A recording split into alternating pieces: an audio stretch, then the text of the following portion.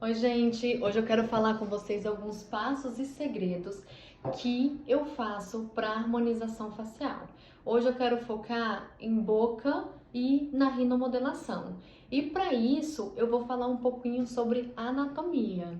Então, vem comigo que eu vou te ensinar alguns detalhes que fazem a diferença.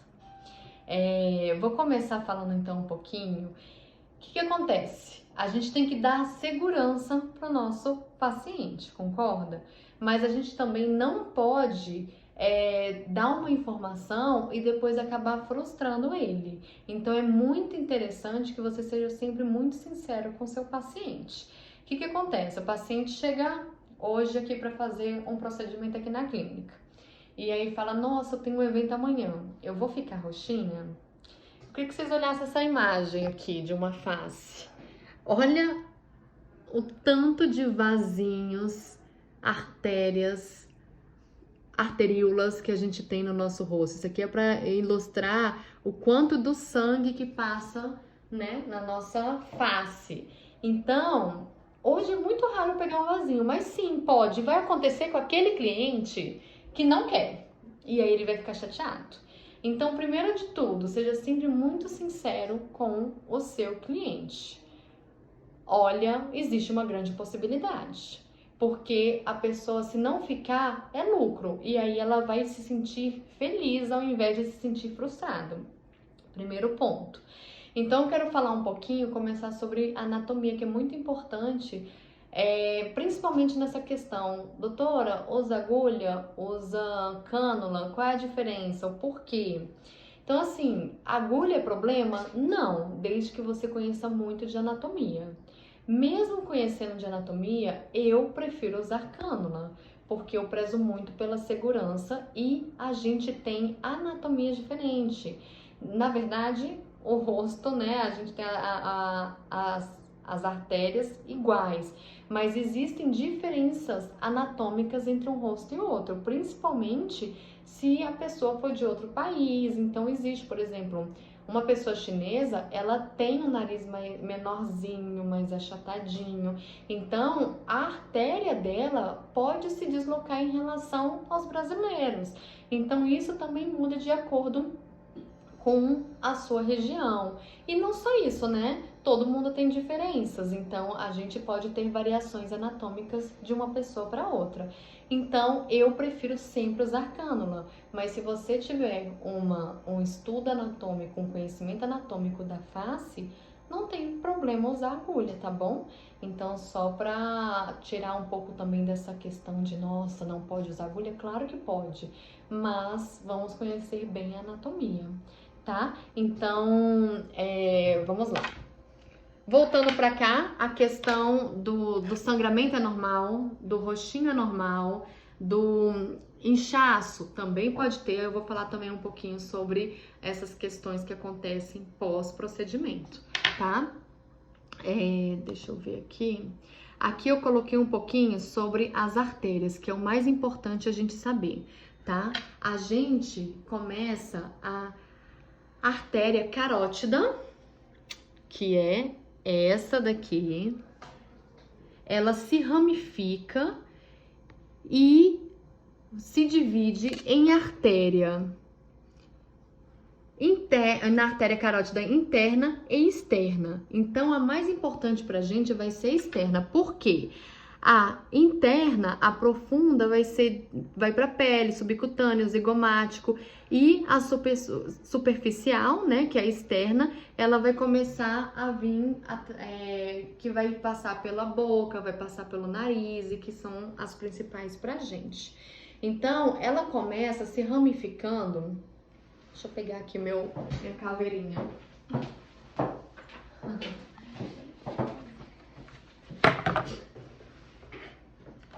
Ela vem através aqui, por trás do maxilar, e ela vai passar aqui, ó, pelo ângulo anterior do masseter, tá? Então, como é que eu identifico? É muito fácil. tá? Ela se origina através da artéria, ela vai originar a artéria facial, então ela vai começar aqui, pelo ângulo da mandíbula, e na face ela começa a aparecer na parte anterior do músculo masseter. Então, como eu identifico? Morde. Quando você morde, você sente o que? Todo esse músculo. Então, no início dele, ou quando acaba, né? Depende de onde você olha, ele vai passar essa artéria, onde vai se iniciar. Nela, a gente vai vir para a artéria do lábio inferior, lábio superior, vai também se ramificar aqui para a ala nasal e que vai se ramificar para angular. Então, na verdade eu falei o contrário, né? Ela vem daqui, ó.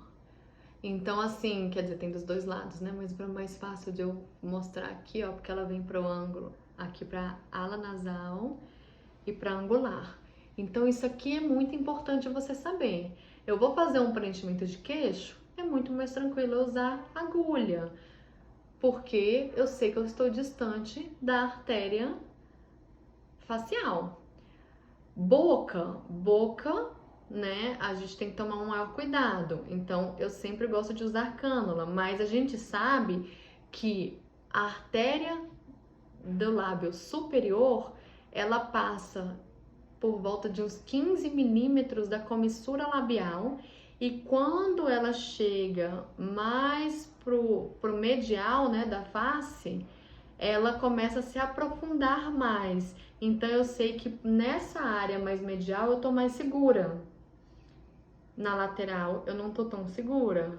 Então essas coisas também é bom saber. Ah, então aqui eu posso usar um pouco a agulha para fazer o arco do cupido tranquilamente, ainda mais porque é superficial. Então aí eu já uso agulha. Então tudo isso vai levar você a fazer um preenchimento mais seguro. Então, ó, aqui tem outra imagem que a gente consegue ver bem, ó, a artéria facial, tá? E aí ela vem aqui, ó, iniciando aqui logo após o masseter. Aqui a gente tem uma artéria submentual. Então, essa a gente já tem que tomar cuidado no preenchimento de mento, mas ela passa bem mais abaixo. Essa aqui se ramifica na artéria labial inferior, superior, e aí aqui ela vai se aprofundando mais na parte medial do rosto. Então, e artéria angular, como eu falei anteriormente. Vou desenhar aqui, ó, é muito interessante. E desenhe também, para vocês conseguirem identificar. Então, vou simular aqui, ó, um narizinho e aqui o lábio, tá? Aqui é o músculo. A artéria, ela tá após o músculo na parte medial, central. Então, você sabe que mais superficialmente você pode ir tranquilamente, tá? E mais lateralmente ela tá mais superficial, então um pouquinho mais arriscado. Vamos lá agora para a questão do preenchimento labial. Como que ele deve ser? Primeiro, gente, não é um fato isolado. A gente tem que olhar toda a face. A gente tem que olhar a proporção do nariz, a gente tem que olhar a proporção do queixo, a gente tem que olhar a proporção do sorriso também. Então, isso eu vou aprofundar mais no meu curso, tá? Mas assim, só para vocês entenderem melhor. Se eu sorrio e a pessoa já tiver um sorriso baixo e eu preencher esse lábio, eu escondo os dentes. Então, tem que tomar muito cuidado com essa proporção também. Não é só chegar que era um lábio, eu vou lá e preencho. Então, tudo isso vai fazer o diferencial de um profissional mais avançado, que faz um procedimento mais bonito, de uma pessoa que só injeta produto. Então, vamos lá. Como é que a gente faz o preenchimento labial? Primeiro, a boca ideal, vamos lá, vou desenhar aqui, eu acho que fica mais fácil de vocês visualizarem. Aqui tem o olho, tá? Pupila. Então, uma boca ideal, nossa, eu desenho super bem, ainda mais de cabeça para baixo. Não, gente, eu vou fazer outro. Olha lá. Tá? Ficou um pouquinho melhor. O olho.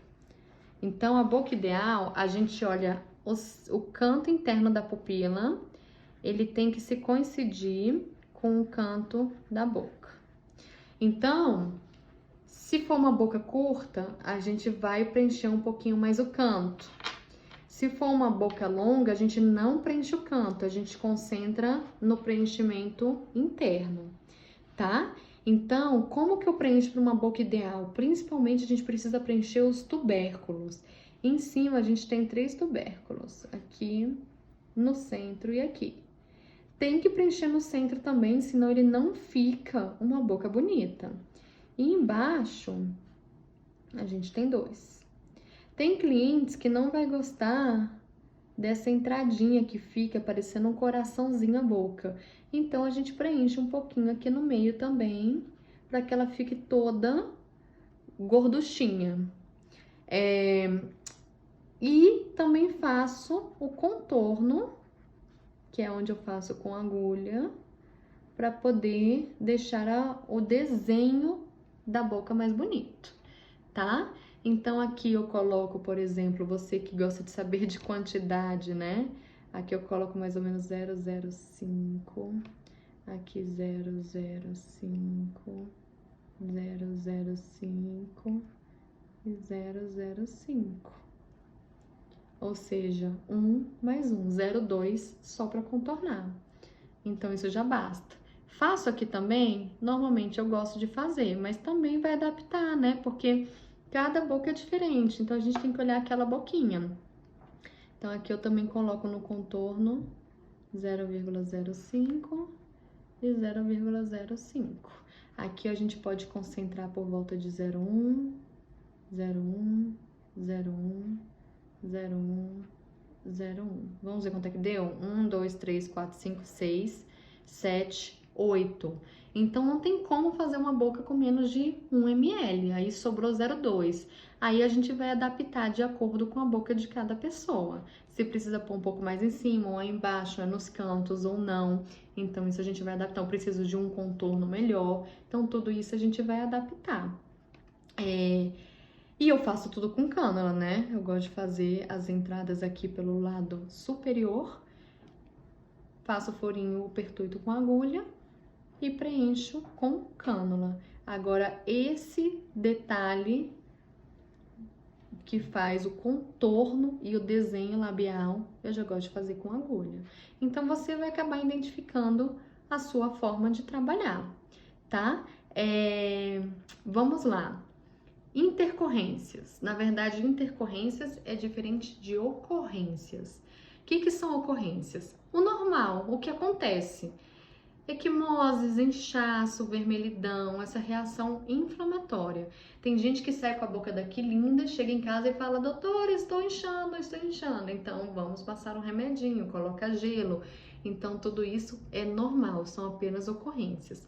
Intercorrências é quando a gente já vê um esbranquiçado, a gente já vê que pode ocorrer, encaminhar para uma necrose. Graças a Deus eu nunca tive, porque eu sou muito cautelosa. Mas como que a gente age? Gente, é tranquilo desde que você saiba identificar. Então, essa identificação na hora é muito importante, tá? Então, o que acontece? A gente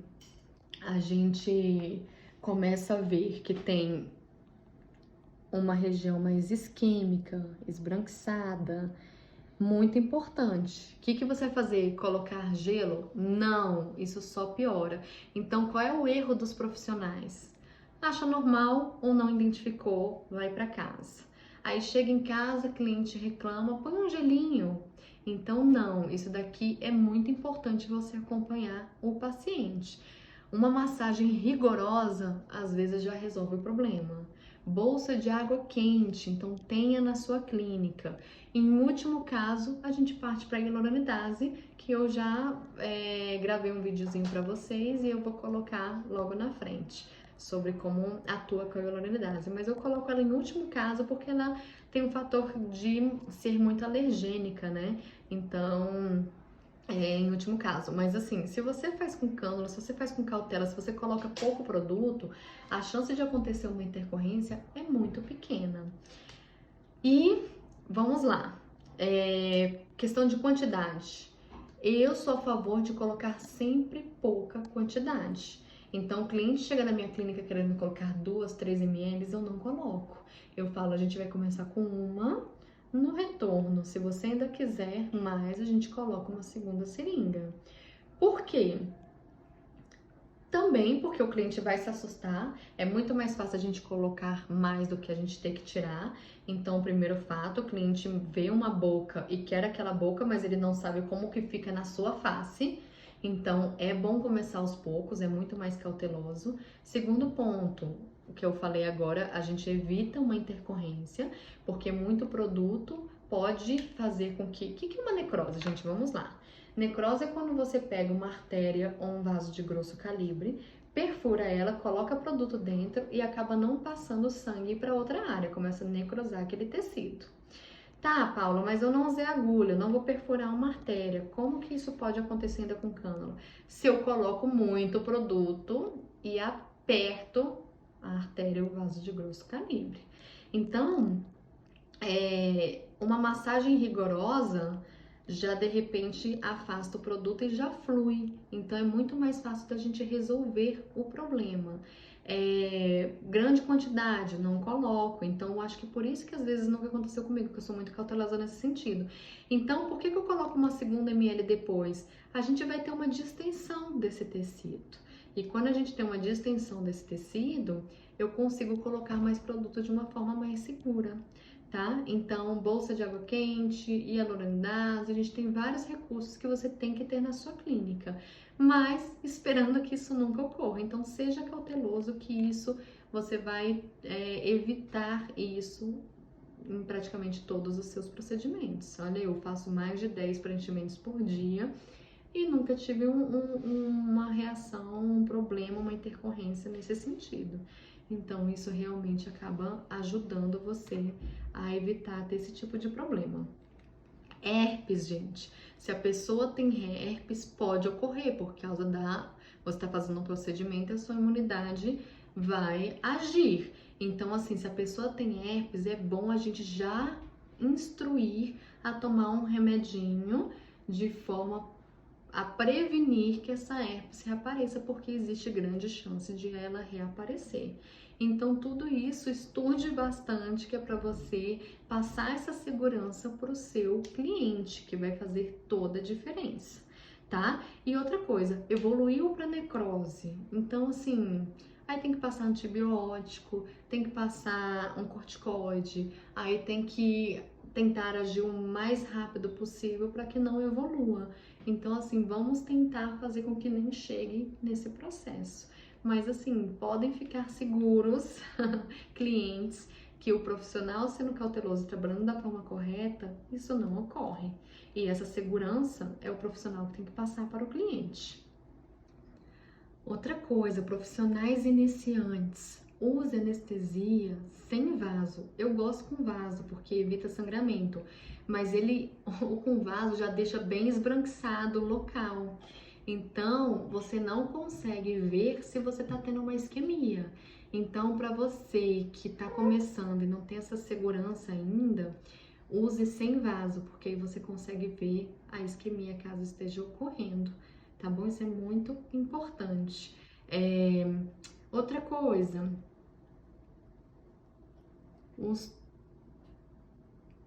preencher